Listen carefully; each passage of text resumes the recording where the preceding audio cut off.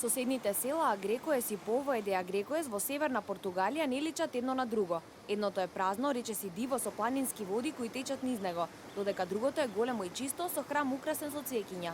Сепак пустошот ги прави двете села слични, како и многу други напуштени места во внатрешноста на Португалија.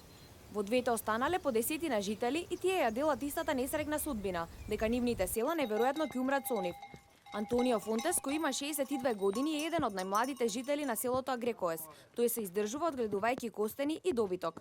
Ова место наскоро ќе биде покриено со диви растенија, дрвја и шуми. Моите ќерки не би живееле тука. Имам малку земјиште, но тоа ќе биде напуштено и ќе останат само грмушки.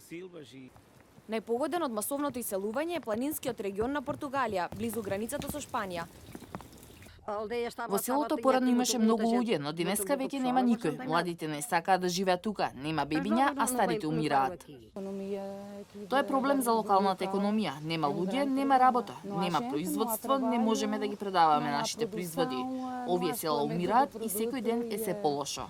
Во селата нема продавници, а камиони носи намирници на жителите еднаш неделно. Со намалувањето на населението, училиштата и медицинските институции во помалите напуштени села биле затворени, предизвикувајќи еден магичен круг на уште поголемо иселување.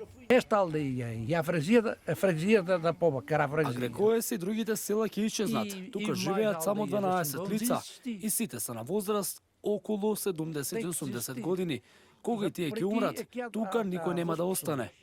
Постои ризик 2/3 од територијата на Португалија да стане раселена, што би довело до пад на економската активност, повисоки трошоци за инфраструктура и влошување на условите за живот.